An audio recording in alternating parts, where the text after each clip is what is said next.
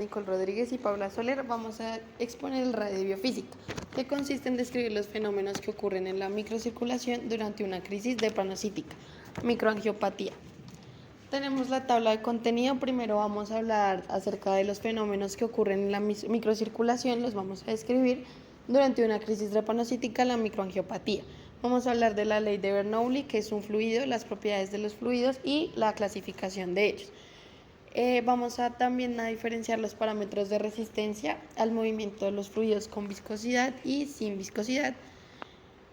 Vamos a relacionar la mecánica de fluidos en sistemas del cuerpo humano. Vamos a hablar de la microcirculación, el flujo laminal y turbulento y la ley de Poiseuille.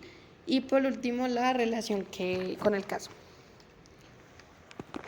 Bueno, tenemos ¿qué es anemia drepanocítica? Bueno, en resumidas palabras, tenemos que es un grupo de trastornos hereditarios en los que los glóbulos rojos adquieren una forma de hoz, como lo tenemos en la segunda imagen, que es la célula falciforme, que pues tiene como la forma de la mitad un cuarto del círculo. Entonces tenemos que la anemia es una afección hereditaria que cambia la morfología de los eritrocitos. También esta genera de manera múltiple afecciones fisiológicas y de manera circulatoria. Y tenemos que esta provoca isquemia en algunos tejidos. La isquemia es la reducción del fluido de sangre. Bueno, entonces acá tenemos la ley de Bernoulli, el cual describe el comportamiento de un fluido moviéndose. También dice que un fluido ideal, es decir, sin viscosidad, en lugares como cilíndricos cerrados, la energía del fluido siempre va a ser constante.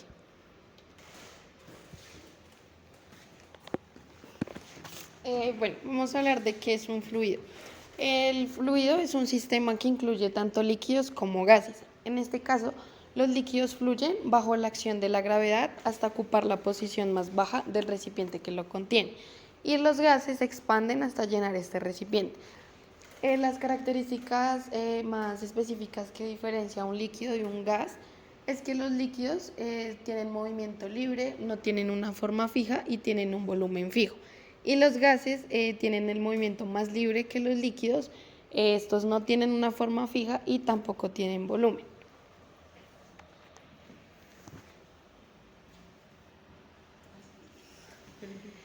Bueno, las características de los fluidos, tenemos tres características principales, en el cual la primera es su capacidad de cambiar de forma sin que surjan en su estructura fuerzas de restricción que busquen recuperar la forma original del flujo. Esto quiere decir que en contraposición los sólidos deformables poseen capacidad de deformación, pero existen en su seno fuerzas resistivas que el flujo pues en este caso desconoce. En la segunda característica tenemos que al aplicar una fuerza sobre los fluidos, estos sufren un cambio de forma, como pues lo explicaba mi compañera anteriormente, es decir que los líquidos tomarán la forma del recipiente que los contenga, manteniendo un volumen, en cambio los gases pues carecen de este. Y en tercera característica tenemos que al tener una tendencia a la dispersión molecular, los fluidos tienden a pasar de un estado a otro. Esto quiere decir que el estado líquido cambia a sólido o viceversa. Bueno, acá tenemos la clasificación de los fluidos, en los cuales encontramos 4. Los primeros son los fluidos ideales, como anteriormente les había comentado. Son los fluidos que no tienen viscosidad, como el aire, los fluidos reales que poseen muy poca viscosidad, como puede ser el agua, los fluidos no newtonianos, que dependen finalmente de la temperatura y de la presión del fluido, como lo son los aceites.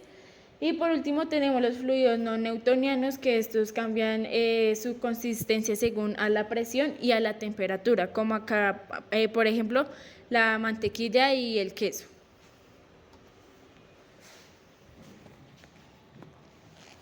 Bueno, los no newtonianos también son conocidos como fluidos especiales porque ellos cambian dependiendo a la temperatura y la presión a las que se encuentren expuestos.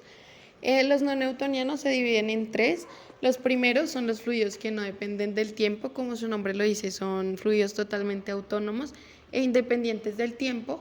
Y aquí la velocidad de cizallamiento, cuando hablamos de cizallamiento, hablamos de una deformidad o de un corte que se ve en una fracción, perdón, que se ve producido a un sólido por la acción de fuerzas opuestas. Es decir, aquí la velocidad de esa deformidad o de ese corte en un punto de trabajo de la tensión en ese mismo punto. Por ejemplo, los fluidos pseudoplásticos. Les puse de ejemplo los fluidos pseudoplásticos porque estos son fluidos que disminuyen la viscosidad que tienen al aumentar la velocidad de la deformidad a la que se encuentran. Los segundos son los fluidos que sí dependen del tiempo, a diferencia de los anteriores, ellos son totalmente dependientes del tiempo y allí la velocidad de ese corte o de esa deformidad en un punto es trabajo de la tensión y el tiempo de esa misma deformidad. Y por último, los fluidos viscoelásticos, estos son líquidos elásticos y también son viscosos y suelen recuperar su forma luego de haber sido deformados.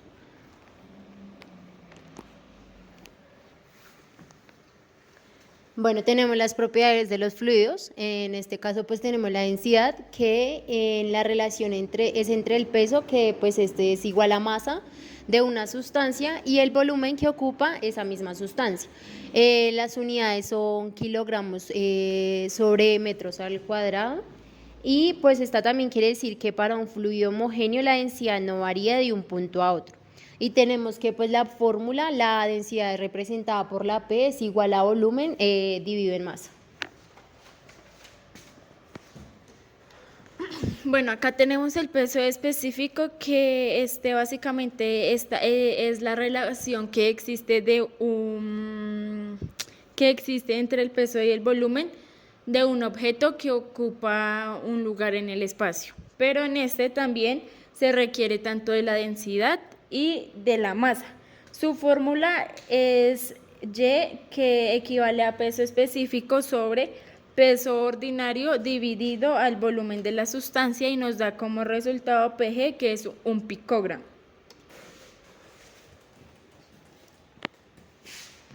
Bueno, ahora vamos a hablar del volumen específico. Se denomina volumen específico al volumen ocupado por la unidad de masa. En este caso, las unidades en el sistema internacional de estos es del volumen, hace referencia a metros cúbicos, y la masa hace referencia a kilogramos. En todos los casos, para digamos que identificar el volumen específico, la ecuación vendría siendo el volumen es igual a 1 sobre densidad, y esto se despeja de la siguiente manera. Primero vamos a tener que despejar el volumen, y despejamos el volumen de la siguiente forma. Entonces, el volumen despejado hace referencia a la densidad por el volumen, y esto es igual a 1. Y para despejar esta ecuación, lo que tienen que hacer es dividir la densidad por el 1, y esto hace referencia a volumen es igual a 1 sobre densidad. Entonces, esa es la manera de despejar para que nos dé la ecuación que hace referencia al volumen específico.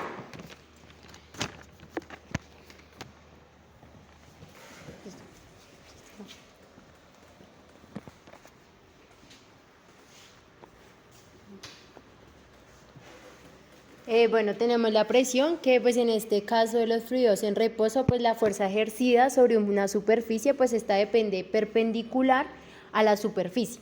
Si hablamos de los fluidos viscosos, este sí aparece con fuerzas tangenciales de razonamiento. Entonces tenemos que el pascal es igual a un newton sobre metros al cuadrado, y pues la fórmula es igual P igual a fuerza sobre área.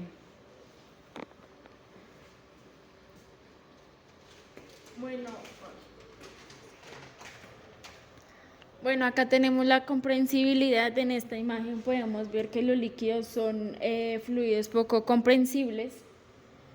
Es decir, que el momento en el que uno le hace presión, como a la jeringa donde hay como líquido, pues es más difícil que salga, y los fluidos gases son muy comprensibles, es decir, salen más fácil. Entonces, aquí básicamente se caracteriza por la coeficiente de la comprensibilidad K, que como podemos ver su fórmula es K igual a menos 1 sobre volumen y volumen sobre la densidad.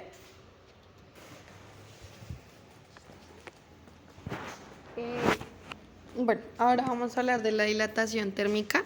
Esta es conocida el proceso de expansión de volumen que sufre ya sean ciertos elementos o cuerpos, generalmente como consecuencia de un cambio en la temperatura. Las unidades son de inversa de grados K-1 o grados centígrados. Esta K de acá hace referencia a grados Kelvin. Es específico de cada material y representa el aumento de un volumen, de un sólido de volumen unidad, cuando su temperatura se eleva a un centígrado o a un grado Kelvin. Su unidad de medida en el sistema internacional son los metros cúbicos y pues explicando la imagen pues es lo que acabo de decir de la dilatación térmica. Esta surge cuando hay un cambio en la temperatura y el elemento se expande o pues crece. Bueno, tenemos que las propiedades principales, la primera pues digamos hablamos de la presión hidrostática, que la presión hidrostática es parte de la física que estudia los fluidos líquidos en reposo. Esto quiere decir que es la fuerza que ejerce un líquido en reposo sobre las paredes del recipiente que contiene y sobre cualquier cuerpo que se encuentre sumergido. Entonces tenemos que presión hidrostática es igual a P por G por H. Entonces tenemos que la P es la densidad del fluido, la G es la aceleración debido a la gravedad y la H es la profundidad del fluido. Entonces esta pues se rige bajo dos principios. Entonces tenemos que son los principios de Pascal y los principios de Arquímedes.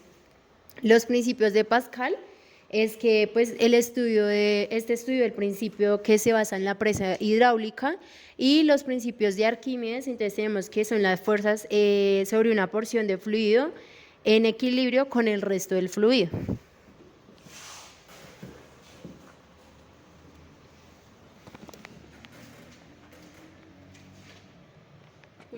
Bueno, tenemos la presión hidrodinámica. Esta es la que se ocupa de las fuerzas que actúan sobre un fluido.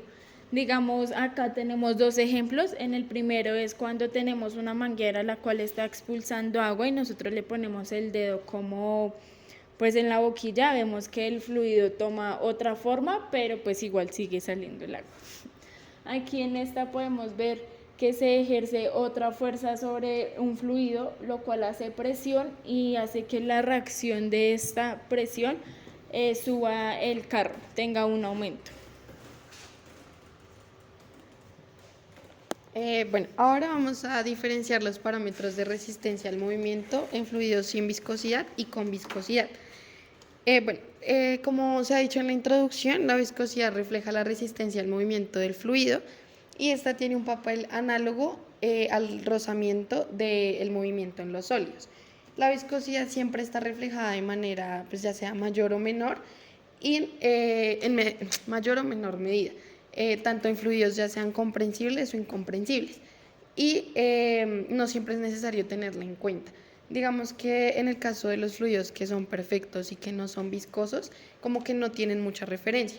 Pero cuando hablamos de un fluido que es real y que es viscoso, su efecto es muy importante y no es posible como despreciarlo.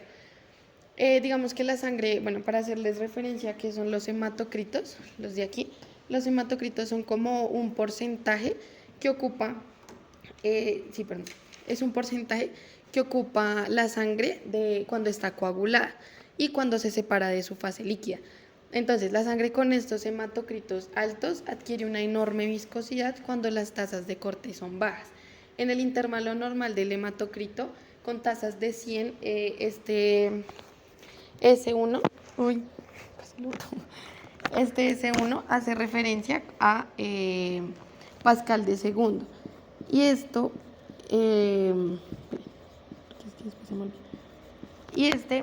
hace referencia a una viscosidad sin dinámica, no, a una viscosidad,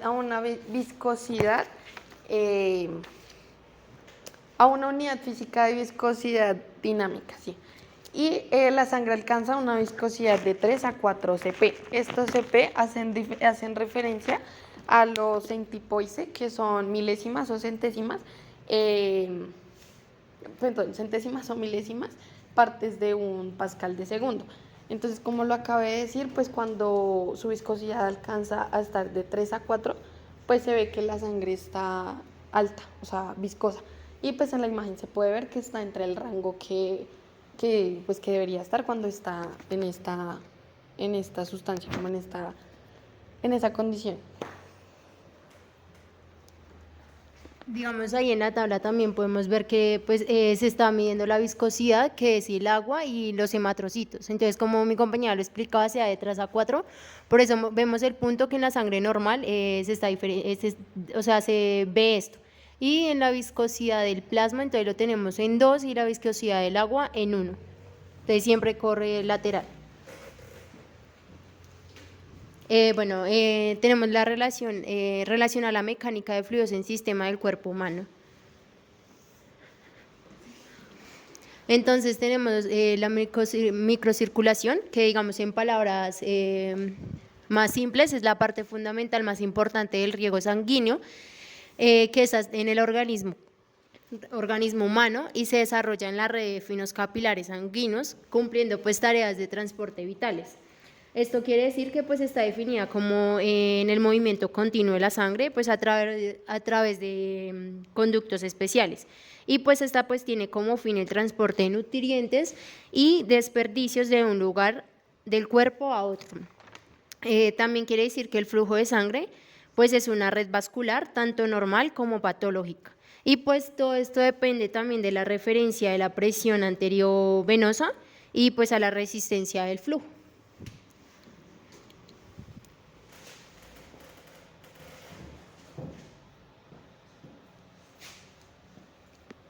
Bueno, acá tenemos el flujo laminar, el cual dice que las partículas se desplazan de forma paralela en láminas ordenadas, es decir, todo sigue como un patrón y no empiezan a irse como a todos los lados, sino todo va derecho y sigue como el orden.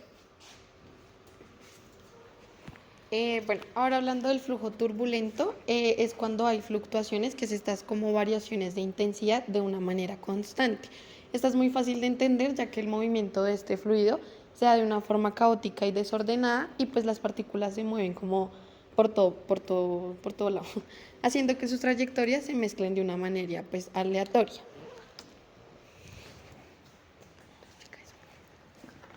Bueno, acá tenemos como los 3 ejemplos de los flujos, ¿no? Les voy a hacer el ejemplo con el agua, digamos, cuando el agua está en reposo de laminar, como ya les había dicho, el agua va hacia una dirección, y ya en el turbulento, cuando, digamos, llega a haber como un efecto sobrenatural o se llega a mover el agua, es cuando empieza el agua como a irse a diferentes lugares. Bueno, entonces acá continuando lo que está diciendo mi compañera Nicole, entonces acá digamos que queda igual, en reposo cuando está el agua, entonces es como cuando tenemos una tubería, entonces tenemos la tubería normal, entonces ahí es cuando se da el flujo laminar, porque toda el agua va solo a un sentido, entonces tenemos cuando ya empiezan a dividirse las tuberías, que va digamos a una casa o etcétera, etcétera. Entonces tenemos que entonces acá el agua empieza a correr por varios sentidos. Entonces ahí tenemos el fluido turbulento, ya que pues va para otros sentidos. Entonces ya tenemos el reposo, el laminar que va solo un sentido y el turbulento que va a varios sentidos, como pues digámoslo así en el acueducto. Entonces tenemos la ley de Poiseuille, que es el caso del fluido suave, el caudal del volumen está dado por la diferencia de presión dividida por la resistencia viscosa. Esto quiere decir que permite relacionar pues, la caída de presión y el caudal de las tuberías, que permite determinar el flujo laminar estacionario de un líquido incomprensible y uniformemente viscoso. Pues todo esto va a través de un tubo cilíndrico de sección circular constante. Entonces, bueno, tenemos ahí que pues se considera un flujo laminar, ya que esto pues va por una tubería de sección transversal constante. Entonces, esto quiere decir que el flujo del caudal, que está representado por la letra Q, circula a través del tubo o pues vaso, depende de. Entonces, depende de tres características. La primera es que la diferencia de presión entre los extremos del tubo, que está representado por el triángulo y la P. Tenemos las dimensiones de la tubería, que pues es longitud L, y el radio, que es R. Y tenemos la viscosidad del fluido, que está representado por la letra N. Entonces, bueno, tenemos que la fórmula es...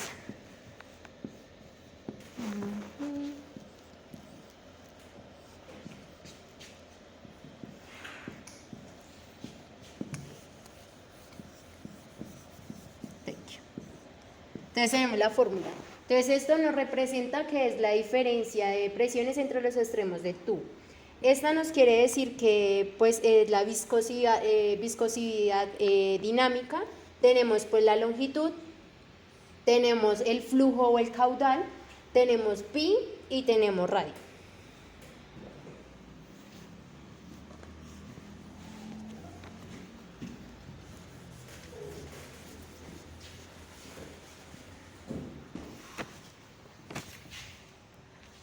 Bueno, acá tenemos los factores fisiológicos, los cuales está el gasto cardíaco, la frecuencia cardíaca por volumen sistólico y la resistencia periférica. Luego de este proceso pasamos a los factores físicos, los cuales son el volumen de sangre arterial, distensibilidad arterial y por último termina en la presión arterial. Bueno, en relación con el caso, pues originalmente se pensaba que las células falciformes eran la causa de esta obstrucción de la microcirculación debido a su escasa deformación durante el tránsito por los capilares, lo que provocaría el atraponamiento de los hematíes o pues de los glóbulos rojos en el polo venoso de los capilares con enlentecimiento del flujo e el inicio del vasoclusión. Bueno, como ustedes se acuerdan, el vasoclusión en la anemia falciforme es una característica única entre las anemias hemolíticas. Esta patología puede llegar a generar un taponamiento en algunos vasos sanguíneos. ¿Y cómo lo llena? Entonces, bueno, primero, una característica de estos reticulocitos falciformes es su dificultad para transportar el oxígeno de la mejor manera, lo que nos ocasiona una hipoxia, que es cuando hace falta el oxígeno en el cerebro. Esta aumenta el número de reticulocitos en la sangre, nos da el hematocrito, que como se acuerdan era el porcentaje de esa sangre coagulada, nos da esa viscosidad y el flujo turbulento. Tienden a pegarse en las paredes del endotelio y ahí es donde nos causa el problema y es cuando se comienza a deformar el glóbulo rojo. Bueno, los eritrocitos falciformes viscosos se unirán también a estos reticulocitos que están agrupados. Esto es lo que genera un taponamiento masivo en el conducto postcapilar y hasta que el vaso se tapona por completo.